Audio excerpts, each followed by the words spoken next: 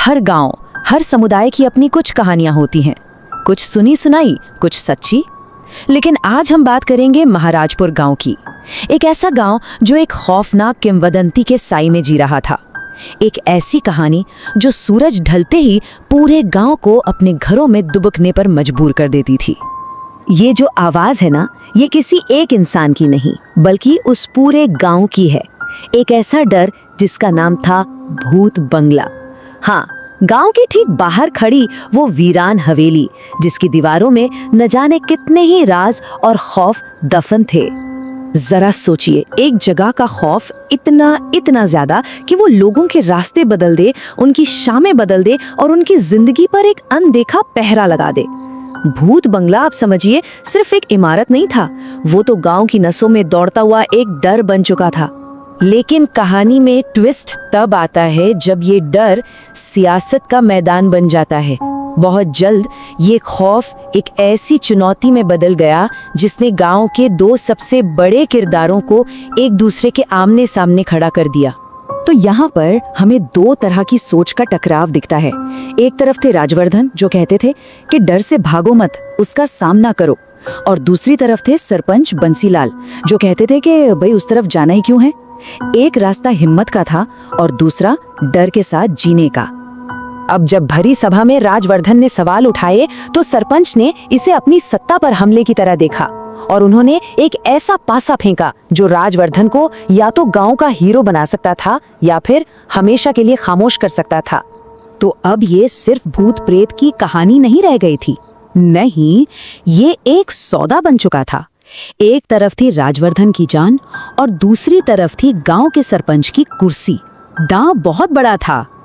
और फिर वो रात आई, सूरज डूबा, गांव में सन्नाटा छा गया और राजवर्धन ने उस बंगले की दहलीज पर कदम रखा जिसके बारे में कहा जाता था कि वहां से कोई लौटकर नहीं आता। अंदर क्या था? कोई आत्मा या कोई उससे भी गहरा राज? लेकिन बंगले के अंदर उसे जो मिला वो डरावना तो नहीं, पर हैरान करने वाला जरूर था। मतलब, कौन रखता है एक वीरान भूतहा बंगले में गर्मा गर्म चाय? और फिर ये खर्राटों की आवाज, ये किसी भूत के संकेत तो बिल्कुल नहीं लगते। तो फिर कौन था उस बंगले में? राजवर्धन ने हिम्मत नहीं हारी।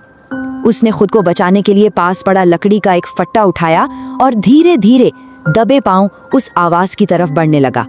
वो हर मुकाबले के लिए तैयार था, पर उसका सामना जिससे हुआ उसकी तो उसने कल्पना भी नहीं की होगी। और फिर वो पल आया जब भूत बंगले का सालों पुराना मिथक टूटने वाला था। तो ये था बंगले का भूत, कोई खूंखार आत्मा नहीं, बल्कि मंगरू, एक गरीब बेघर इंसान जिसे रात गुजारने के लिए एक छत चाहिए थी। उसका बनाया हुआ डर असल में उसकी अपनी बेबसी और लाचारी की आवाज थी। और यहीं आकर कहानी का सबसे बड़ा सच हमारे सामने आता है। गांव वाले जिस अलौकिक शक्ति से डर रहे थे वो तो बस एक पर्दा था। असली भूत तो गरीबी और बेबसी थी, जिसे पूरा गांव जानते हुए भी नजरअंदाज कर रहा था। कहते हैं ना, जब सच का सूरज निकलता है तो डर का अंधेरा अपने आप छट जाता है। चलिए देखते हैं कि कैसे एक इंसान की हिम्मत ने सिर्फ एक बंगले को नहीं, बल्कि पूरे समुदाय की सोच को हमेशा के लिए बदल दिया। राजवर्धन की उस एक रात की हिम्मत ने, आप देखिए, गांव के लिए तरक्की के कितने दरवाजे खोल दिए। मंगरू को छत मिली, गांव वालों का डर हमेशा के लिए खत्म हो गया और सबसे बड़ी बात, सरपंच ने खुद आगे बढ़कर गांव की बागडोर राजवर्धन को सौंप दी। और शायद इस कहानी का सबसे खूबसूरत बदलाव ये था, वो इमारत जो कल तक डर और अंधेरे का प्रतीक थी, आज वो गांव के बच्चों के लिए ज्ञान और उम्मीद का एक केंद्र बन गई थी।